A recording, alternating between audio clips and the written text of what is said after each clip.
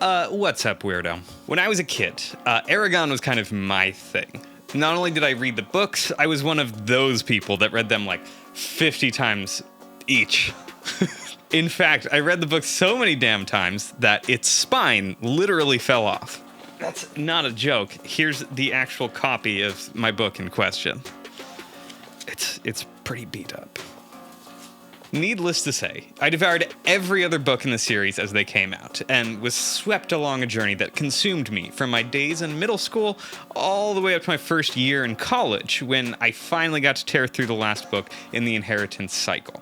I was more than satisfied to have finally seen the journey to its end. And while I enjoyed the time I spent exploring Algasia, by college I had started to expand into new literary territory. The Inheritance cycle hadn't been a full-blown obsession for years at this point, and I was off exploring Westeros, playing Elder Scrolls games.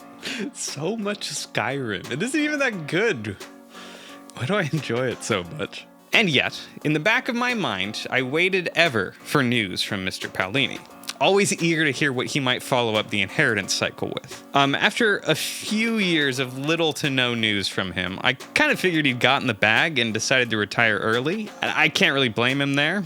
Sounds nice. But by the time he finally released To Sleep in a Sea of Stars, I was admittedly not as excited as I once was, my obsession with his stories having faded over the years. I had also just started a little Cosmere YouTube channel, and most of my attention was spent researching, rereading, scoring, teaching myself animation stuff for that project. I did buy the book, though, and made plans to read it. And then I got busy, and my plans got pushed back. And then I did get a little busy again, and they got pushed back again. And then again, and then again. So almost 2 years after I initially purchased the book, I finally found the time to read it, and decided to reread my copy of Aragon instead. And then, and this is not a joke, an entire leaf of pages fell out of my copy of Aragon, and so I took it as a sign. I reluctantly put Aragon down, for the time being, and read To Sleep in a Sea of Stars.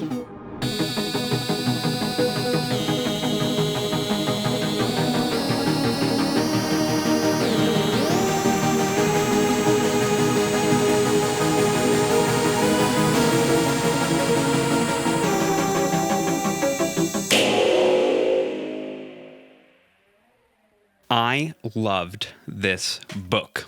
I don't think I could start the meat of this video any other way than by acknowledging how much this book reignited that old sense of discovery from reading Paolini as a child. Everything about the soft blade absolutely fascinated me, and I found myself constantly picturing ways in which I could use it, especially as we learn a little bit more about the full extent of its abilities. I don't know how, but Mr. Paolini really has a way of drawing me in and making his protagonist relatable in a way that I don't really get from a whole lot of other authors. Kira, as a protagonist, is no different.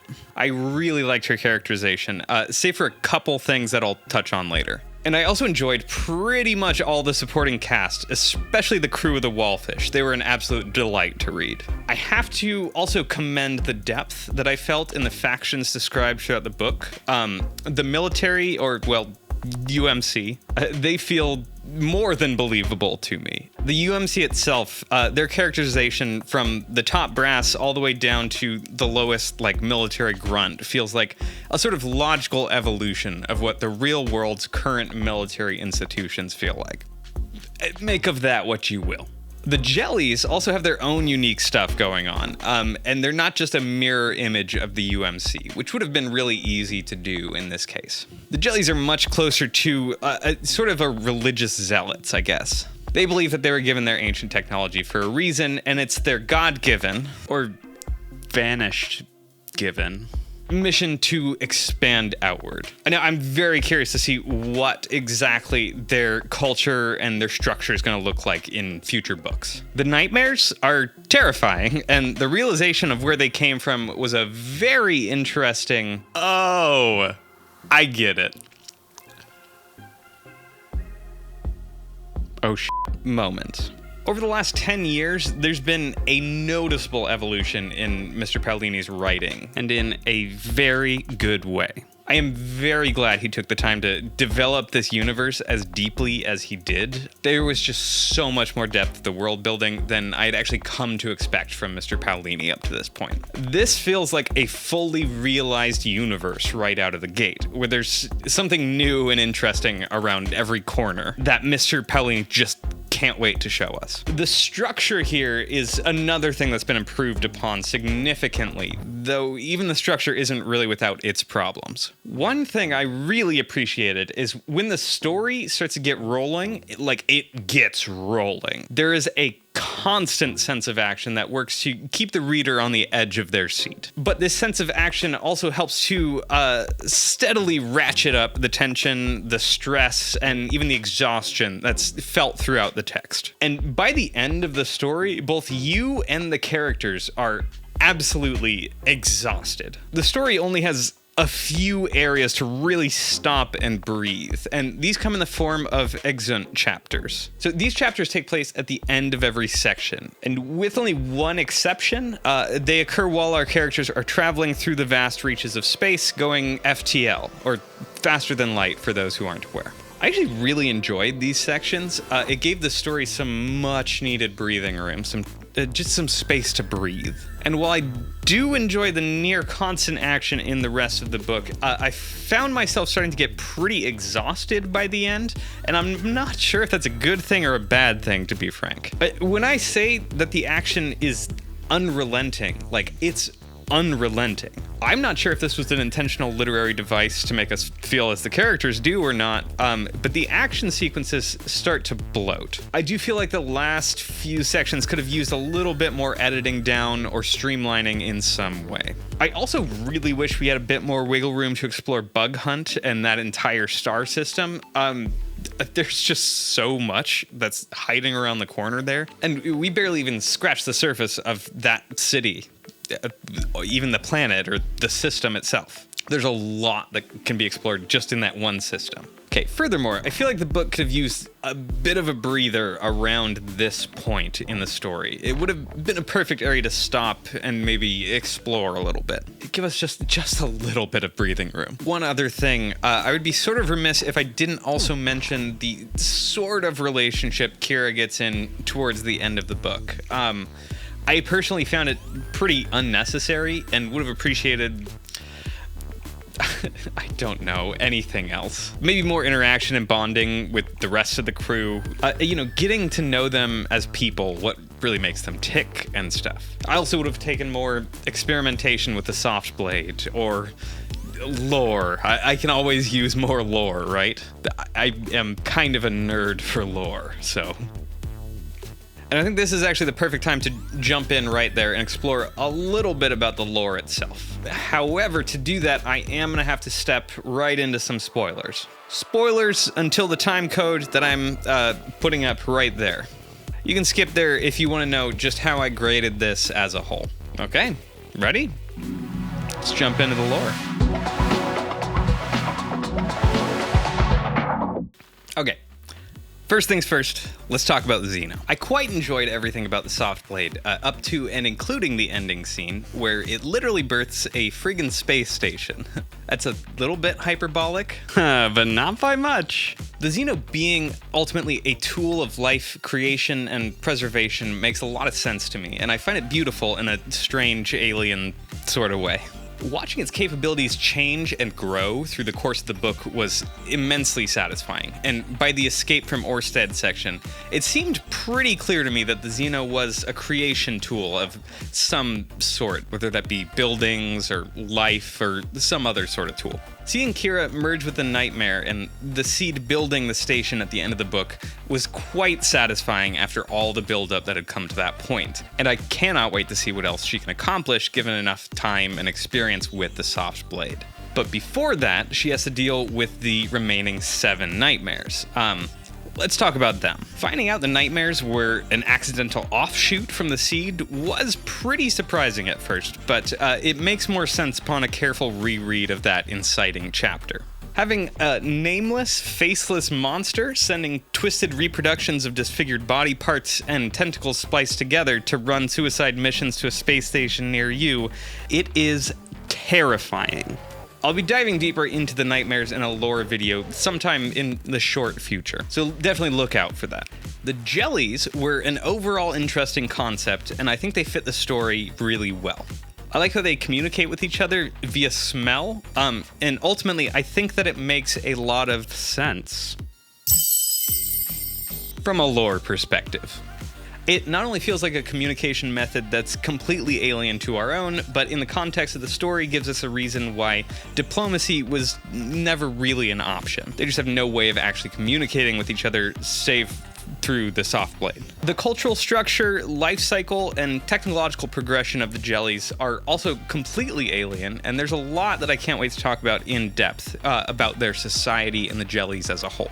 The jellies are a super cool alien race, and I have a few theories about some of the bigger mysteries surrounding them that I cannot wait to talk about. I'd also like to talk a little bit about the science that's presented in this book. So this is often the trickiest part for authors to conquer in a sci-fi setting, especially for a writer moving from the fantasy realm where nothing really has to be based in reality, and everything can more or less be made up. The science in sci-fi books requires a deeper understanding of real-world physics to make the impossible somewhat believable, holding on to select portions of reality to anchor the reader. I'm very happy to report that Mr. Paolini did his homework on this one, and it really shows. All the little details that went into the scientific world building paid off in a big way here. Equal parts of scientific research and imagination are baked into every nook and cranny of this universe. The science is there during space travel. It's there during combat. It's there in the evolution of the Earth's lore and their expansion. I quite enjoyed all of it. Oh my god, I can't wait to talk more about the in-depth lore of this universe. I didn't even get to the Vanished, the Seeker, anything about the Entropists. They're fascinating. The Staff of Blue, Markov bubbles and faster than light travel, Kira's presence at the end of the book, Shenzar and the expansion of the League, general human conflicts and expansion throughout the galaxy, the concept of ship mines, the beacons, that's going to be an interesting one, deeper jelly lore, the living space station at the end. I think you get the idea. There's a lot to talk about here. I'll be breaking down large sections of the lore very soon, so let me know in the comments if there's anything in particular you'd like to see me explore in greater detail. As a final lore note, it was very nice to see Angela and Solemba. If you know, you know. But if you don't, I will definitely be talking about that aspect, so stay tuned. Okay, anyways, let's score this freaking thing.